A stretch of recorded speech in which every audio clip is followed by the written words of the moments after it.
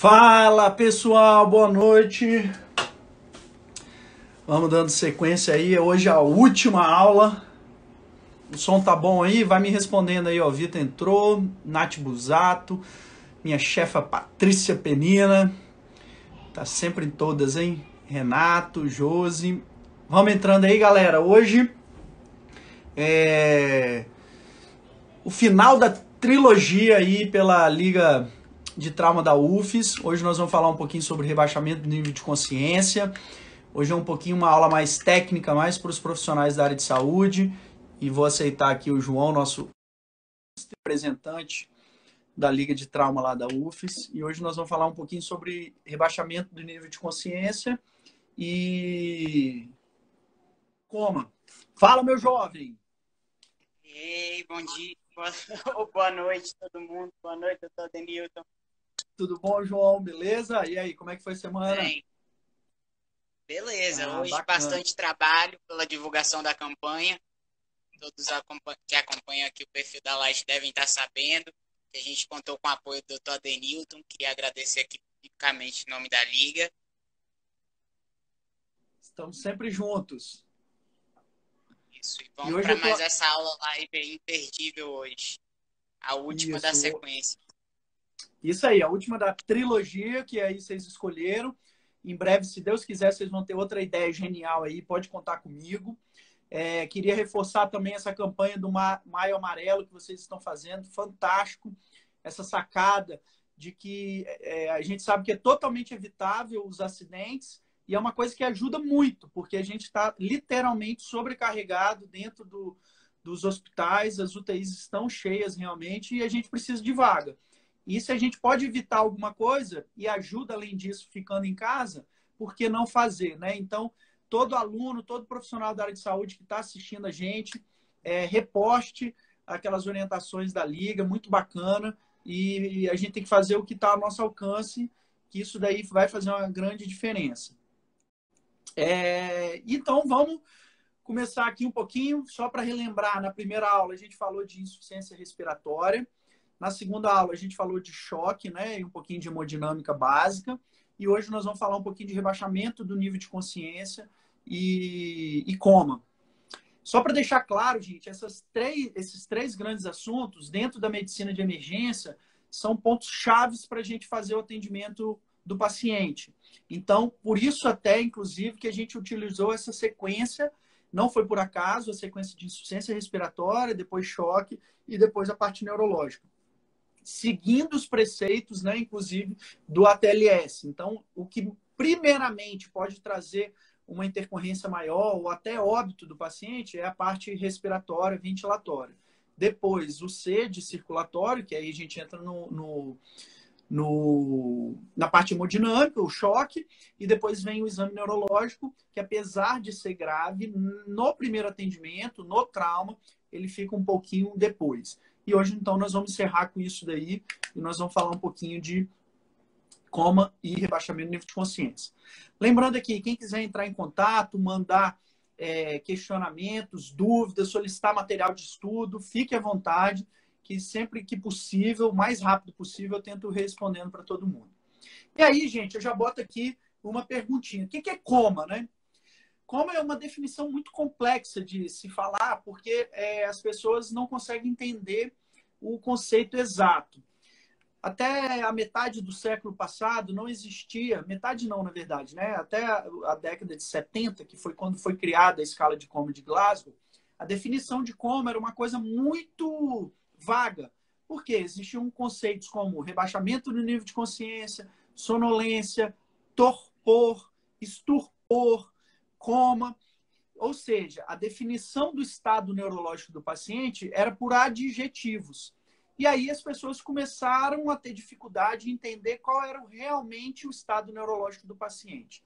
E aí o Dr. Teasdale, que é o chefe da cadeira de neurocirurgia da Universidade de Glasgow, na Escócia, junto com o grupo dele, eles em 1970 apresentaram a escala de coma de Glasgow, que de uma forma objetiva a gente consegue quantificar, né, e classificar qual é o nível neurológico desse paciente, pela escala numérica que nós vamos mostrar um pouquinho mais para frente.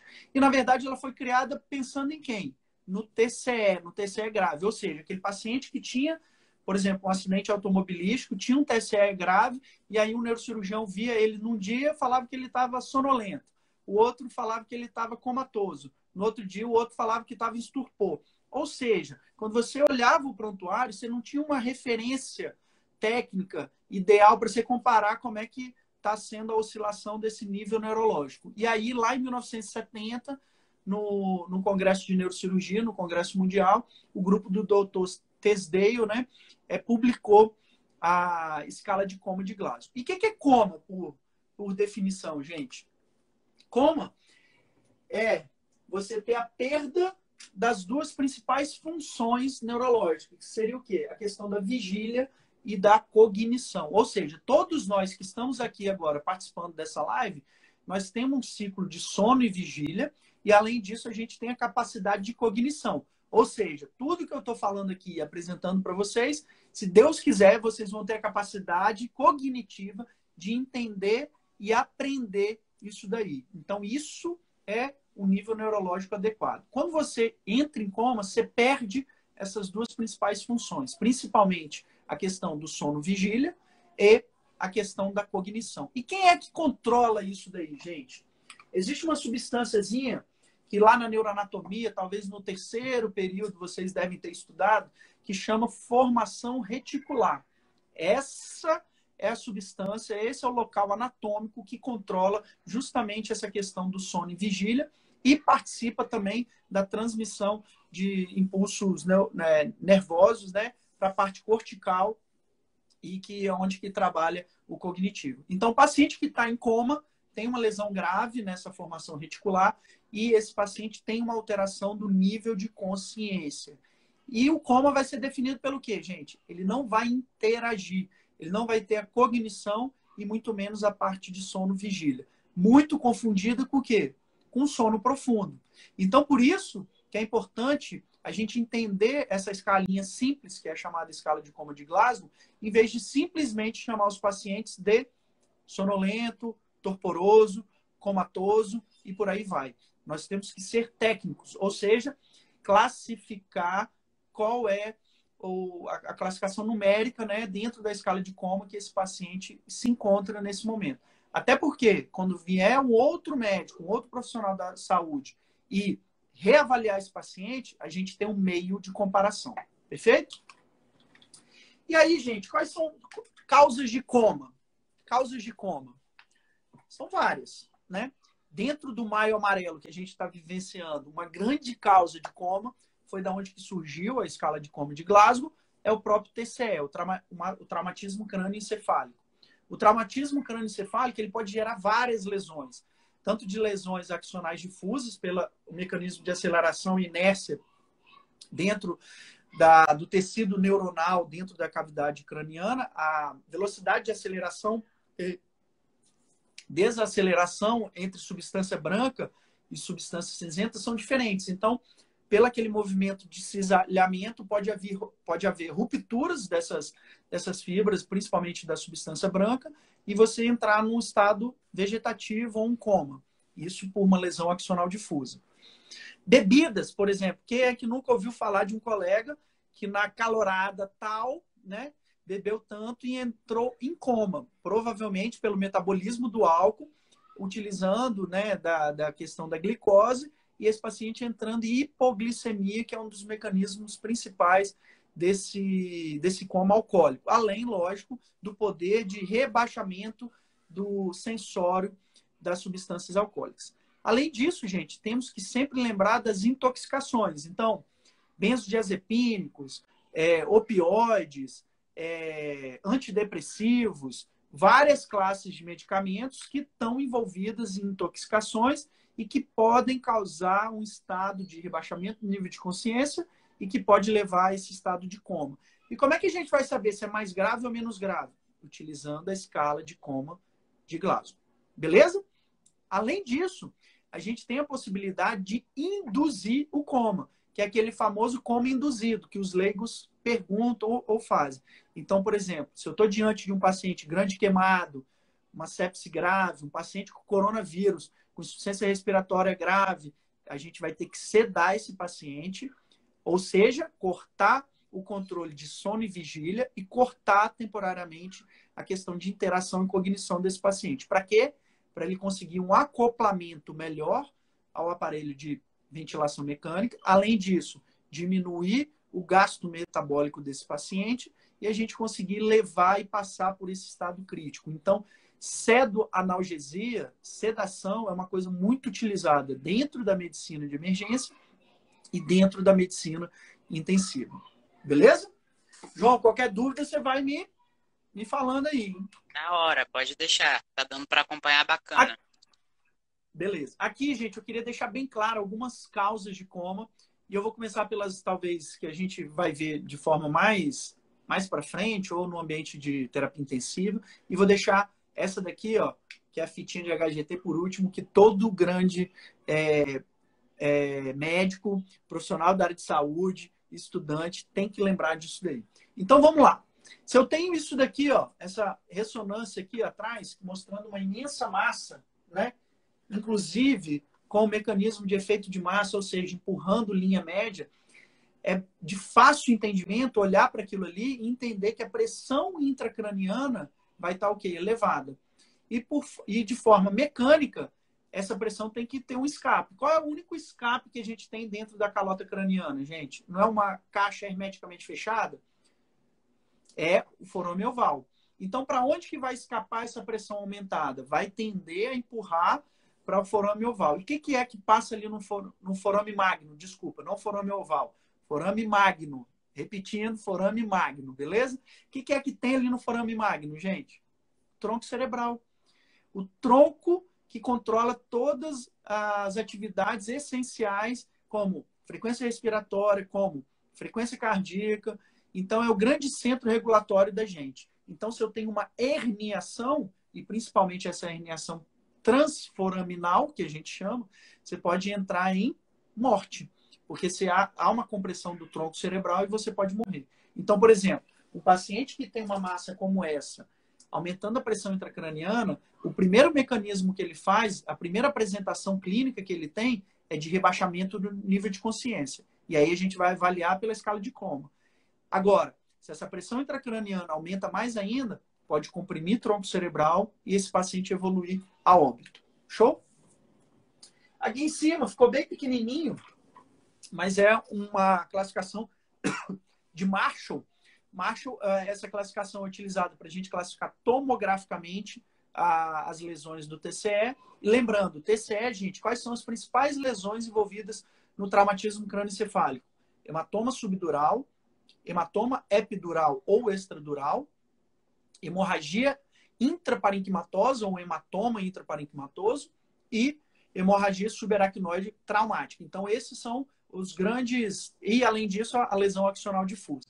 Então, dentro do TCE, essas são as grandes lesões que podem cursar também com alteração do nível de consciência e, além disso, o estado de coma. Como é que a gente vai determinar se o paciente com traumatismo crânioencefálico é mais grave ou menos grave? É pela escala de Marshall? É pela uma avaliação tomográfica? Não.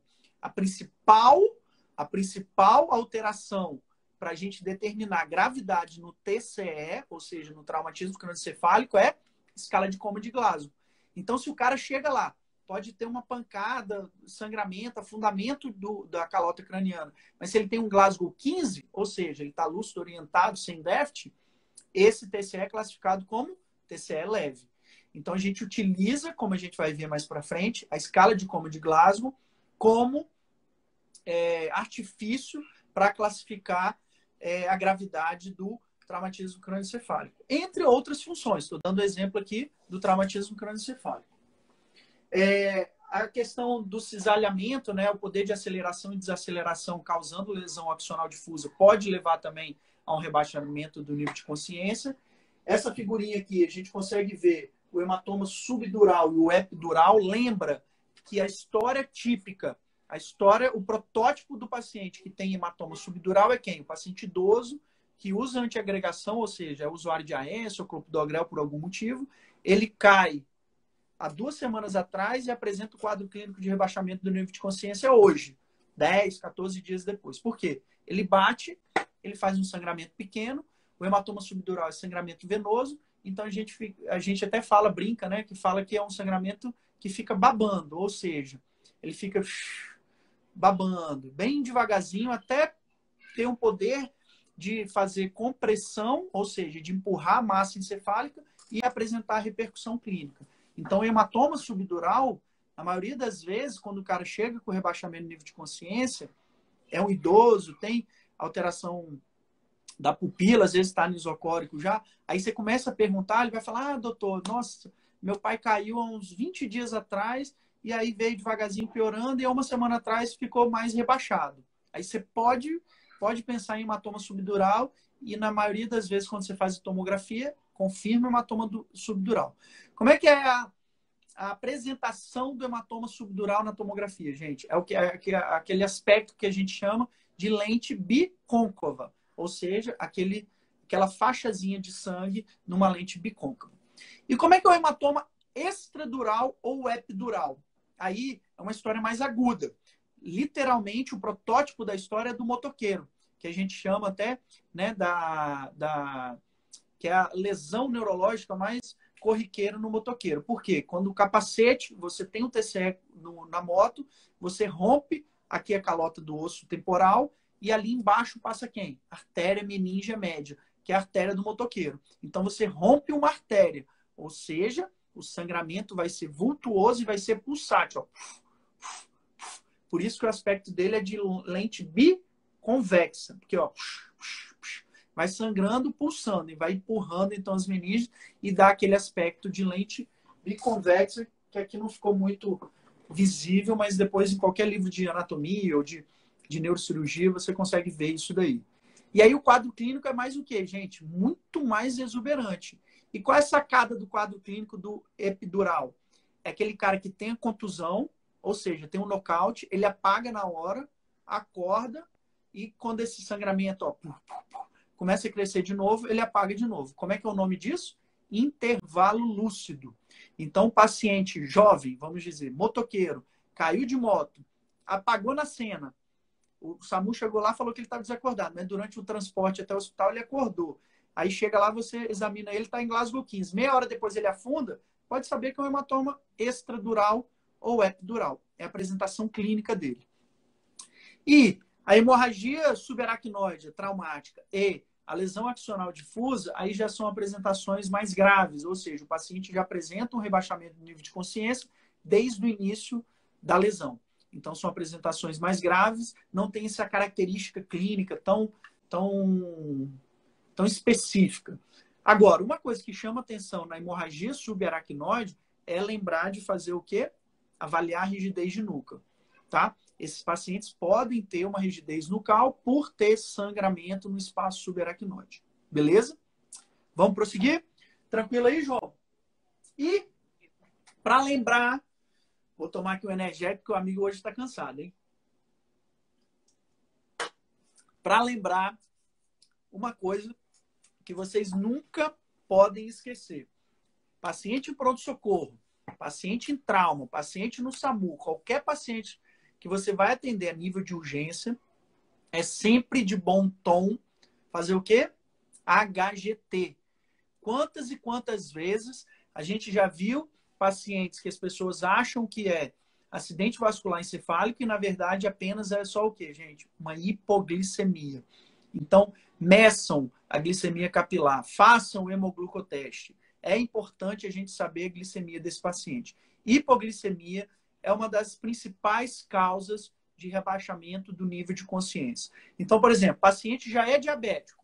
De repente, liga lá para você no SAMU e fala que o paciente não acordou, ou seja, ele estava dormindo e está bem sonolento agora. A família liga, não sei o quê. Na maioria das vezes, gente, é batata. Você chega lá, ou ele tomou de forma inadequada a insulina, ou não se alimentou e na hora que você chega lá, está lá low, ou está lá 15 de HGT. E aí, rapidamente, você pega um acesso venoso, faz a correção com glicose hipertônica e esse paciente rapidamente volta ao seu nível neurológico. E como é que a gente vai saber se esse paciente melhorou ou não?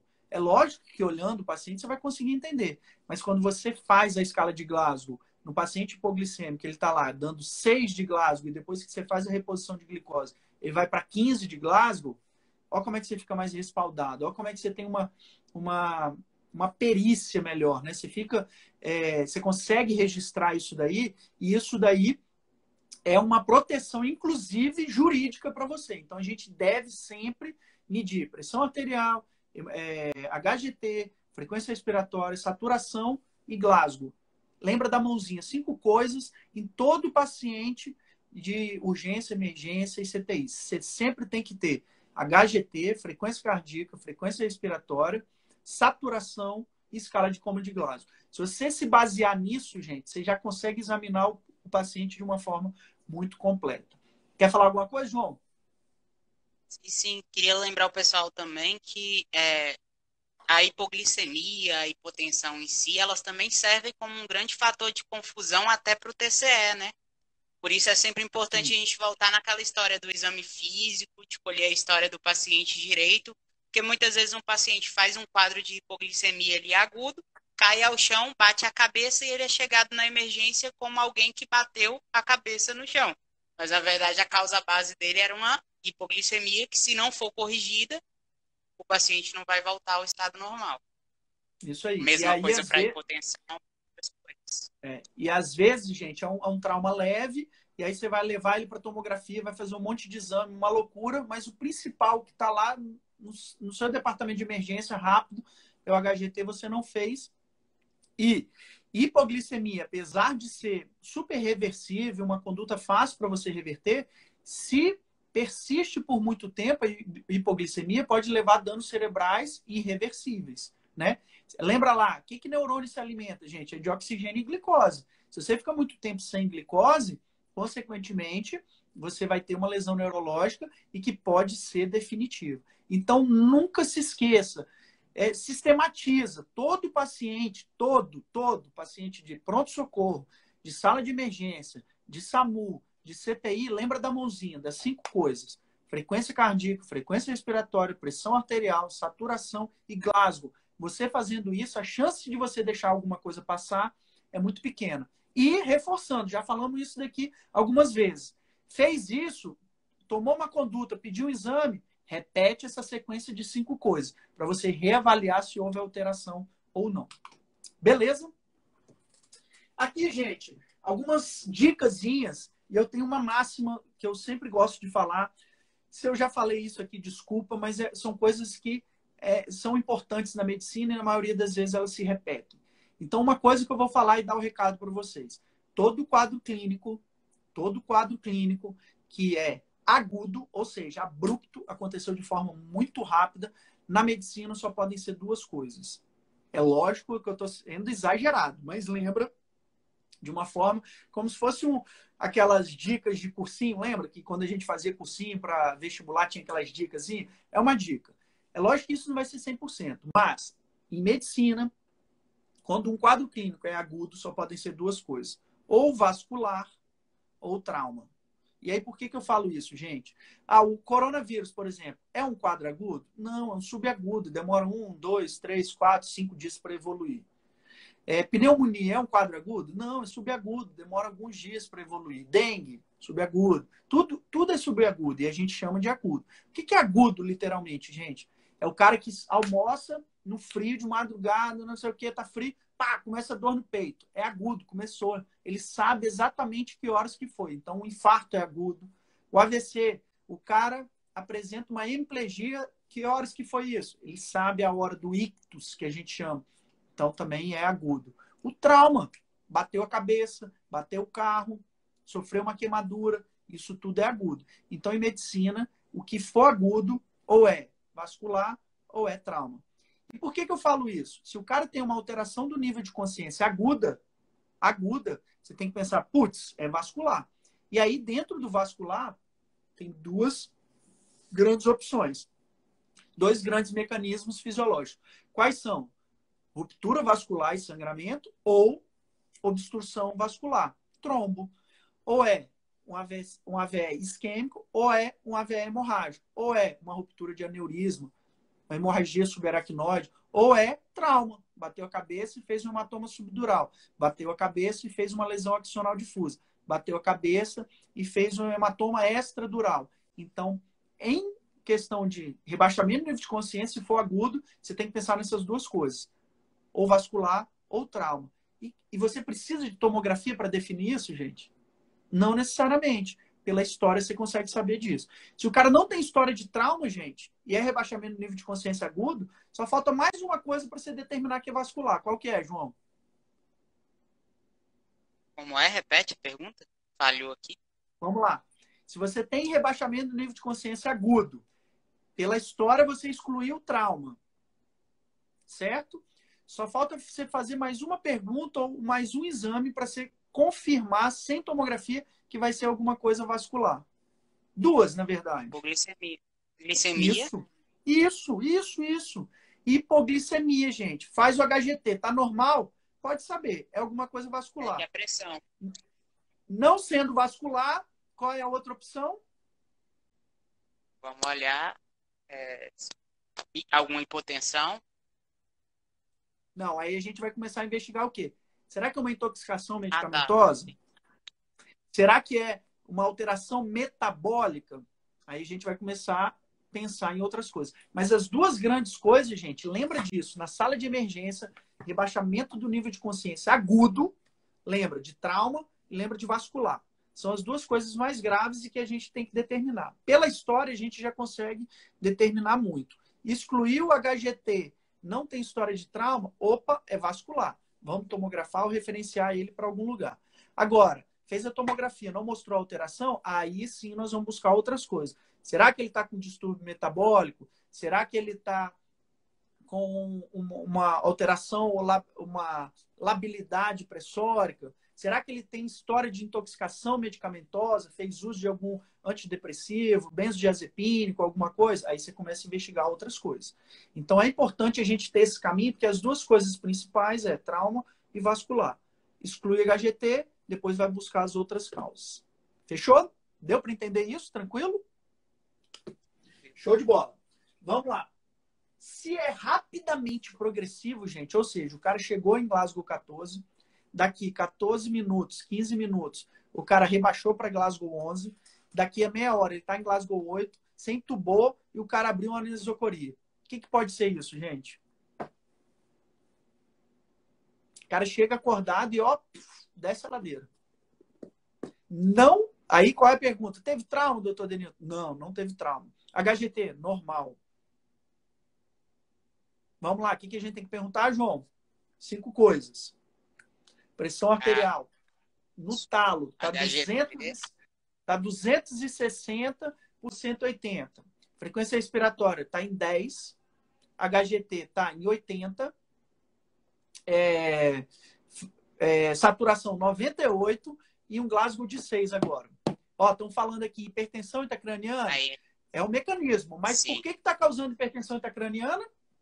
É de bom, então, fazer aquela boa investigação do AVC, né? Do sorria, abrace. Isso aí. Então, mas aí o cara tem essa... Ou não tem, João. Às vezes é um sangramento tão grande que o cara já entra em coma, assim, e não tem um déficit focal, entendeu? E a Andréia aqui falou hipertensão intracraniana. Perfeito. Mas por que causou essa hipertensão intracraniana, gente? Provavelmente por um AVE hemorrágico absurdo. Então, provavelmente sangrou muito e está causando mecanismo de hipertensão intracraniana. Então, quando afunda muito rápido, associado a hipertensão muito alta, você começa a pensar em hipertensão intracraniana. E aí você vai lembrar de uma tríade. Para quem é bom de epônimo e quem gosta de história da medicina, quando você começa a pensar em rebaixamento do nível de consciência e pensar em hipertensão intracraniana, você tem que lembrar da tríade de quem, João? Tô pegando pesado hoje, hein?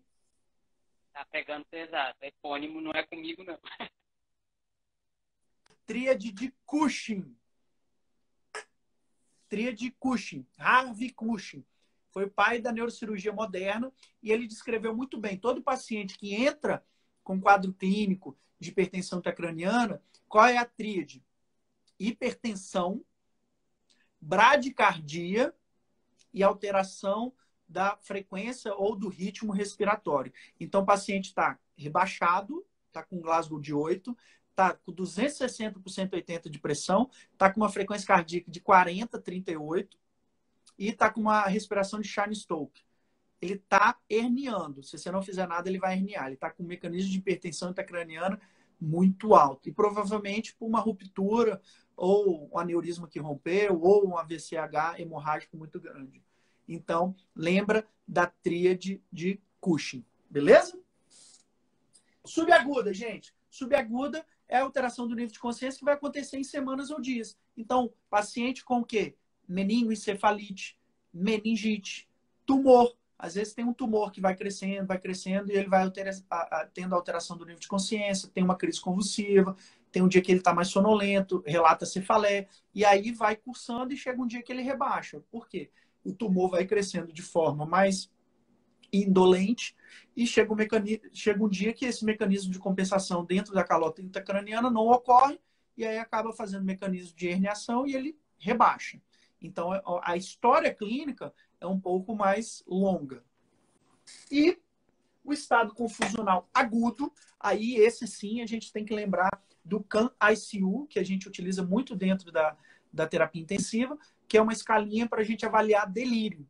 Então, delírio é aquela oscilação, né, de sono e vigília, e que ele pode ter o delírio hipoativo ou hiperativo. Isso é muito comum na terapia intensiva, na medicina intensiva, e existe essa escalinha para a gente avaliar, mas num outro momento a gente pode discutir sobre isso. Beleza? Superado isso?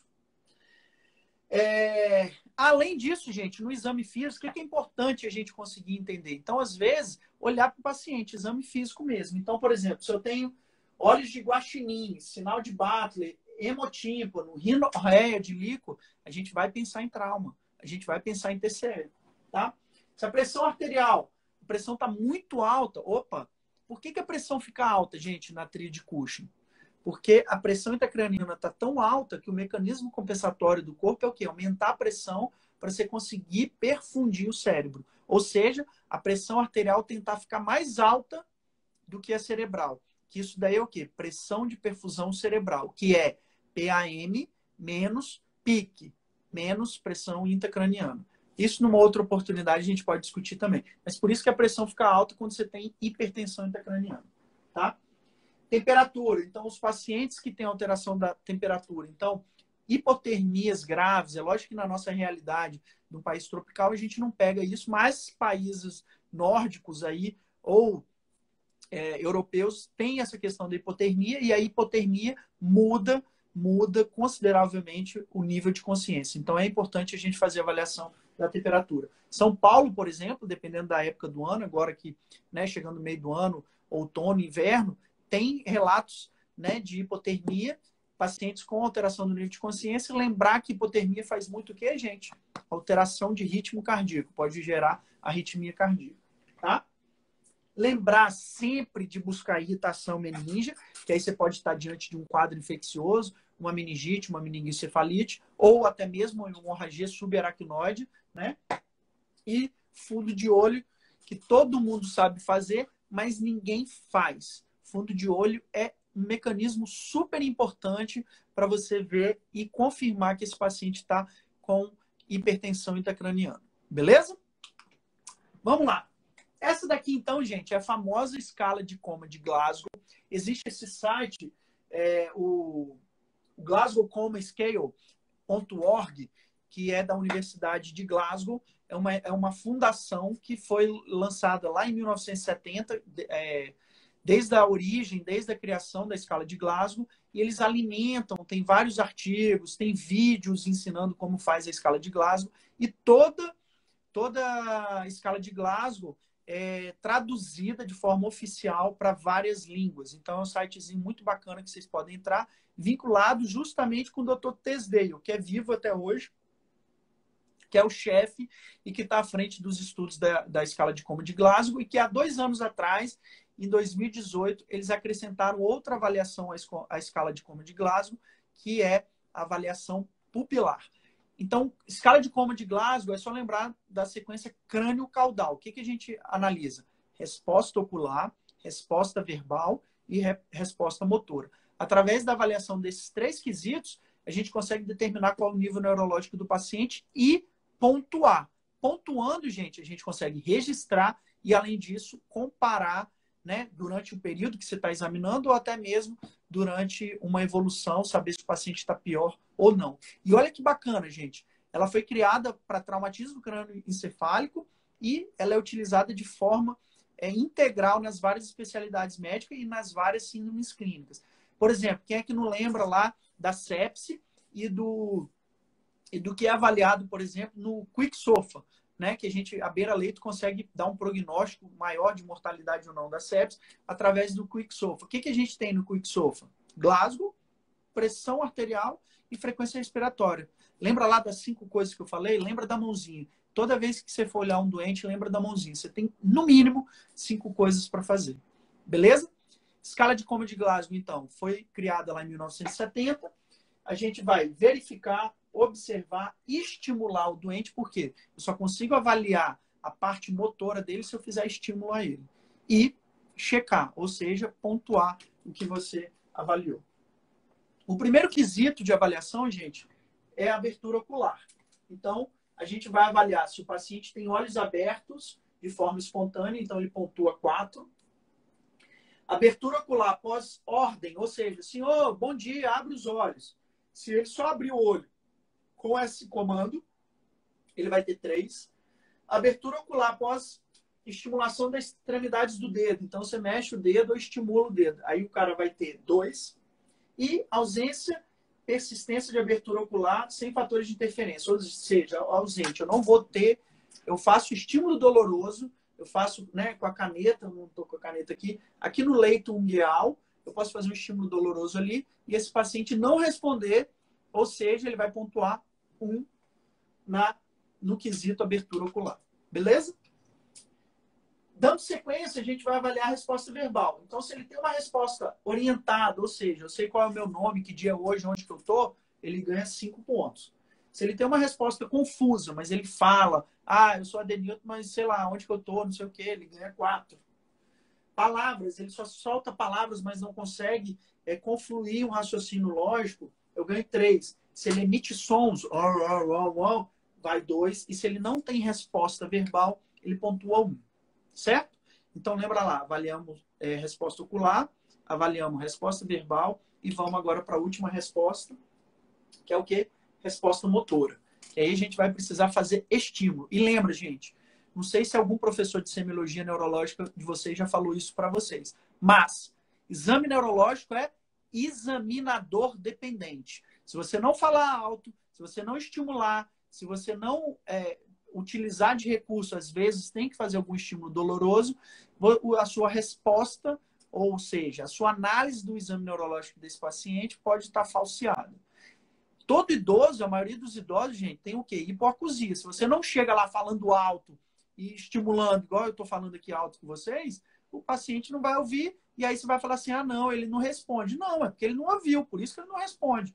Então, lembra disso. Exame neurológico é examinador dependente. Fechou? E na resposta motora, a gente vai avaliar o quê? Se o paciente fala, se você fala assim, levanta os braços, ele consegue obedecer ordens, ele pontua 6. Se ele localiza, né, um estímulo, 5. Se ele faz uma flexão normal, 4. Flexão anormal, 3. Se ele faz extensão, né, decorticando, 2. E se está ausente, 1. E aí, gente, a gente vai somar cada ponto. Qual foi a melhor resposta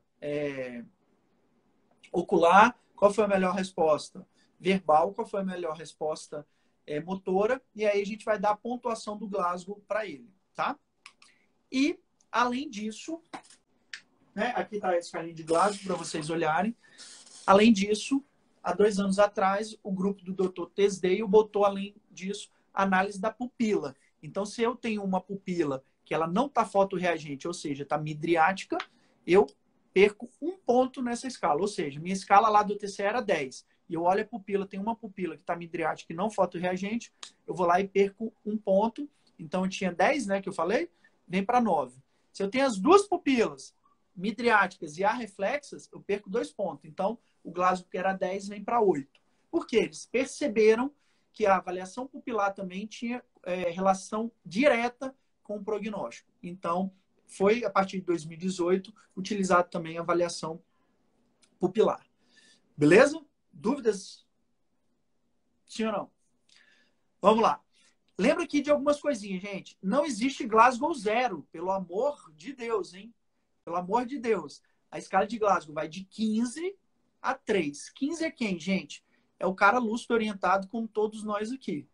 O Glasgow 3 é quem, gente? É o coma reflexo, que a gente chama. Que, inclusive, é pré-requisito para a abertura do protocolo de morte encefálica, que eu vou falar um pouquinho no final. Não vai dar tempo, mas eu vou falar só de algumas coisas. Então, a gente precisa desse coma reflexo, ou seja, ele pontua 1 em cada quesito daquele de avaliação.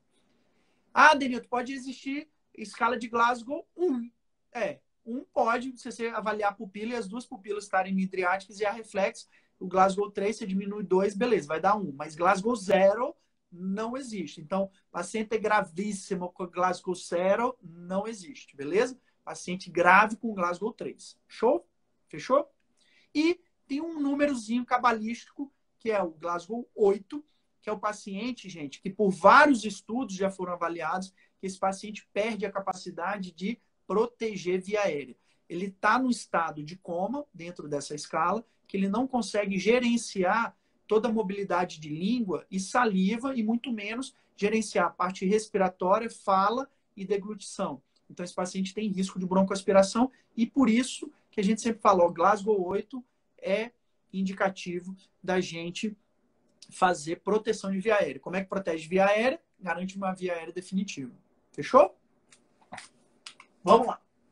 Aqui é aquela questão que eu falei, né? Agora que a escala de Glasgow, 2 anos atrás, acrescentou essa avaliação pupilar. Então, se você tem um olho que não tem reflexo, você perde 1 ponto. Se tem as duas pupilas, você perde 2 pontos. Então, você faz a escala de Glasgow e depois diminui ou 1 ou 2, dependendo da avaliação da pupila que você fizer. Aqui, consequências do coma, né? O coma vai trazer várias consequências, então diminui a imunidade, riscos de úlcera de pressão, riscos de infecção, enfim, é um estado que ninguém quer passar por isso, muito menos a gente deixar nosso paciente dessa forma.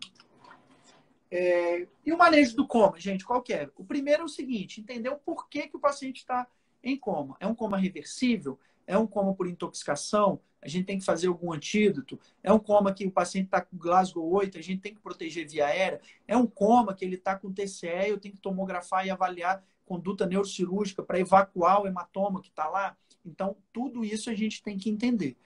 É um coma que eu estou com mecanismo de hipertensão intracraniana, então eu tenho que deixar ele sedado, fazer manitol. O que eu vou fazer com isso? Então, a gente tem que entender qual é a causa do coma, qual é o mecanismo do coma, para aí sim a gente fazer o manejo. Coisas importantes no coma, gente. Primeiro, Glasgow 8 ou menor, proteger via aérea sempre. Sempre. Lembra, tecido neuronal se alimenta de oxigênio e glicose. Então, paciente que está em coma ou rebaixamento de nível de consciência, você tem que corrigir glicose e você tem que corrigir oxigênio. Certo? Além disso, para você perfundir o cérebro, você precisa de pressão arterial. Não adianta você estar com um paciente com TCE ou um AVC grave e ele está hipotenso. Catastrófico. Se você pega um acidente vascular encefálico com um TCE grave e ele está hipotenso, catastrófico. O cara já está com lesão neuronal e não está chegando sangue lá em cima. E vocês podem reparar, na maioria das vezes, na grande maioria das vezes, os pacientes com acidente vascular encefálico e TCE, eles sempre estão com pressão mais alta, porque é reflexo isso. Eu estou com um mecanismo de lesão neuronal, a gente aumenta o débito cardíaco, aumenta a frequência cardíaca, aumenta a pressão arterial para aumentar fluxo cerebral, certo? E analisar, gente, questão da PIC, paciente que tem indicação ou não da monitorização de PIC. Se eu tenho indicação de monitorização de PIC, eu tenho que fazer o cálculo da PPC, que é o quê? Pressão de perfusão cerebral, que na maioria das vezes o ideal é acima de 60. Acima de 60, 70 é o fluxo cerebral adequado. Como é que eu meço? Ou como é que eu calculo a pressão de perfusão cerebral, gente? Eu pego a PAM, pressão arterial média, menos a PIC. E aí tem que chegar nesse valor de 60, 70. E como é que eu meço ou afiro, né, a PAM? ou de forma invasiva, por um catéter intra-arterial, ou a gente calculando. Lembra lá, segundo período, fisiologia, como é que calcula PAM? Você lembra disso, João? Lembro sim. É pressão Ah, sistólica mais 2 vezes a diastólica dividido por 3. Uma média boa! ponderada entre eles. Isso aí. Aí eu vou ter o número cabalístico da PAM, diminuo da PIC, e aí se tivesse entre 60 e 70, show de bola, você já alcançou essa meta. Se essa sua saturação de O2 está acima de 94, beleza, eu já alcancei minha meta de oxigenação. Se a glicose sua está acima de 70, beleza, também eu mantive a glicose. Se o seu paciente está com Glasgow 8, beleza, eu entubei ele e protegi via aérea. Se esse paciente está fazendo febre, eu vou fazer dipirona ou medidas físicas para diminuir a temperatura. Ou seja, olha só, você pode até não entender ou não dar o diagnóstico ainda do rebaixamento do nível de consciência. Mas sabe o que você está fazendo com isso tudo que eu estou falando? Neurointensivismo. Evitando lesão secundária. O cérebro, gente, o grande segredo dos pacientes neurocríticos não é salvar o que aconteceu. Neurônio não regenera. Então, acidente vascular encefálico, hemorrágico, TCE, aquela parte neuronal que morreu, já era. Agora, qual é a sacada do neurointensivismo? É evitar a lesão secundária. Evitar que, por hipoglicemia, por hipoxemia, por febre, por infecção, por crise convulsiva, você aumente a área de lesão neuronal. Essa é a sacada do neurointensivismo. É tentar evitar a lesão secundária, que aí você consegue salvar o doente. Porque o que já perdeu, infelizmente, no tecido neuronal, a gente não consegue salvar. Beleza? E viu como é que é simples? Lembra da mãozinha lá. Lembrando e reavaliando 5 quesitos, você consegue fazer medicina de muita qualidade na sala de emergência e nos pronto atendimentos. Beleza? Dúvidas? Vamos prosseguindo. Aqui eu falei já um pouquinho da PPC já. E para finalizar, e aí vou abrir aqui a perguntas. Hoje a aulinha ficou até... Eu achei que ia demorar mais, mas nós temos 10 minutos ainda. Em 2017, gente, houve mudança nos critérios de morte encefálica. Então, ficou de uma forma talvez mais direta para a gente conseguir aproveitar mais. Nós temos hoje no Brasil a necessidade de doação de órgãos de uma forma muito grande, mas infelizmente o número de doação é pequeno e o número de órgãos captados também é pequeno. O que aconteceu em 2017? Tentou-se mudar, tentou-se não, mudou-se a legislação para a gente tentar captar de forma mais adequada órgãos. E a gente tem que ficar muito atento, gente, porque cabe a nós médicos também, não é porque o paciente está em morte encefálica que a gente tem que desistir daquilo ali. Sim, a gente perdeu uma vida, mas só que a gente tem que fazer a manutenção do potencial doador. Então, é um paciente crítico, é um paciente que dentro do CTI a gente investe porque ele pode salvar muitas vidas. Então, tem toda uma legislação, pode aqui a gente marcar aí um dia propício para discutir sobre isso, mas de 2017 para cá, algumas coisas mudaram e facilitou a questão da declaração, ou seja, da declaração de morte encefálica, para aí sim a gente partir para a questão do potencial doador e fazer a captação, né, a captação de órgãos. Então, é uma coisa que depois vocês devem ler, é uma norma de 2017, é recente, algumas coisas mudaram, como, por exemplo, o intervalo entre exames, a entrada do médico intensivista como um dos realizadores do exame. Então, algumas coisas bacanas vale discutir, mas aí teria que ser uma aula só para morte encefálica. Eu acho que é isso, João. Deixa eu ver se tem mais alguma... É isso. Vou abrir aqui para perguntas. Estou te seguindo há pouco tempo, mas gostaria de saber sobre a gasometria e correção da mesma. Então, isso daí também é uma aula, né? Distúrbios gasométricos, gente, é uma coisa que muita gente tem dúvida. Às vezes, a maioria das faculdades pecam nisso, porque dentro da estrutura do curso, o curso de medicina é um curso muito grande, então a gente percebe que distúrbio gasométrico e distúrbios hidroeletrolíticos, às vezes, passa um pouco batido e vocês acabam tendo que estudar de forma individual mesmo, autodidata. Mas a gente também pode, a gente se dispõe aí algum dia marcar sobre isso. João, diga aí. Não, eu só queria mesmo enfatizar sobre o que foi dito agora no final, que é em terapia intensiva, né, nessas síndromes, principalmente na emergência, que é o que a gente foca muito aqui na Liga, o primeiro atendimento ao paciente, na maioria das vezes, a gente não vai ter um diagnóstico definitivo ali gritando na nossa cara. Então, a intenção da gente fazer essas 3 aulas com essas 3 grandes síndromes é que todo mundo que esteja acompanhando possa ter noção que a gente não precisa do diagnóstico definitivo para começar a agir. A gente tem que sempre pensar nele. Mas tem muita coisa que a gente pode fazer no doente, basta que a gente consiga pensar primeiramente em qual dessas grandes síndromes ele se encontra e qual é a principal síndrome que está acontecendo com ele. A partir desse diagnóstico sindrômico, a gente consegue fazer muita coisa pelos doentes. Então, eu queria Nossa, agradecer muito. imensamente essa trilogia. Em nome da Nossa, ô, João, Light você e de falou. todas as pessoas que estão assistindo. Não, que isso, à disposição. Nossa, você falou uma coisa essencial, gente. Vocês podem perceber que nas 3 aulas a gente não falou de nenhum grande exame. Tudo que a gente falou aqui nas 3 aulas, a gente consegue fazer dentro de um pronto atendimento, por mais simples que ele seja. Por quê? Depende do nosso exame. E aí eu sempre falo uma coisa, outra coisa que eu gosto de falar muito. Monitorização de doente não é aparelho, é o médico do lado do paciente. Lembra das 5 coisas, lembra da mãozinha. Então foca nisso e reavalia cada vez mais. Queria agradecer aqui, João, me coloca à disposição para outros eventos. Estou sempre aqui disposto, é só marcar com um pouquinho de antecedência, que a nossa agenda está e a vida está uma loucura. Esse negócio de Covid tá. Eu estou ficando 12 horas todo dia dentro de uma UTI Covid. Então é cansativo, mas ao mesmo tempo também muito gratificante. É um ambiente de muito aprendizado. Acho que eu nunca estudei tanto na minha vida igual agora. E a gente tem que manter isso porque é assim que a gente faz ciência, é assim que a gente faz medicina, né? Passando o que a gente vive, aprende, e daqui a pouco vocês estarem passando também para outros colegas.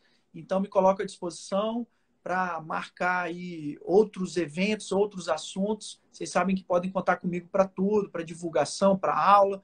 Agora, por enquanto, evento presencial não, né? Mas a gente descobriu um canal que eu acho que fica até mais democrático, né? Porque qualquer um pode participar. E queria só deixar um recadinho aqui, aproveitar o espaço, se você me permite, João. Claro. Hoje encerra, a gente lançou com essa loucura toda, a gente conseguiu lançar um curso de medicina de emergência rápida. É um curso muito bacana que a gente vai ter na próxima semana, começa no dia 1º. Então, hoje é o último dia das inscrições. Quem tiver interesse, a gente vai discutir. Vai ter um canal de WhatsApp exclusivo para discussão de artigos, entrar em contato comigo.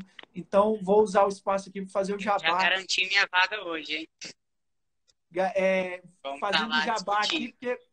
Ah, que E bom, que bom. aproveitando esse ensejo, galera, para todo mundo que é acadêmico e tal, principalmente para quem está no início, sempre que vocês tiverem a oportunidade de discutir assuntos relacionados à emergência, a participarem de eventos, de lives, participem de todas com pessoas confiáveis e não percam essas oportunidades, porque na medicina ambulatorial a gente consegue pegar um telefone, ligar para um amigo, buscar nossas referências, consultar um livro. Agora, na medicina de emergência, nunca, na maioria das vezes, a gente não vai ter esse tempo. E se a gente perder tempo com isso, a vida do paciente fica comprometida. Então, É isso aí. vamos Então, dedicar isso daí, isso, principalmente o pessoal da Light, hein? isso, por isso que tem que treinar mesmo. Então, assim, agradeço o apoio, todo mundo convidado. Se encerra hoje as inscrições à meia-noite. É uma empreitada nova aí que eu entrei, né, de cabeça aí. E espero que vocês gostem, espero que vocês passem lá e façam a inscrição também, tá bom? Grande abraço para vocês Reforçando, e quem fiquem com Deus. não conferiu ainda a postagem que a gente fez hoje sobre a campanha, né, de prevenção a acidente de trânsito nesse contexto da Covid, passa lá no IG da Light, dá uma conferida, compartilha e ajuda a gente a divulgar essa ideia. Muito obrigado, professor. Até a Valeu, próxima, grande quando a abraço. gente marcar. Tchau, tchau.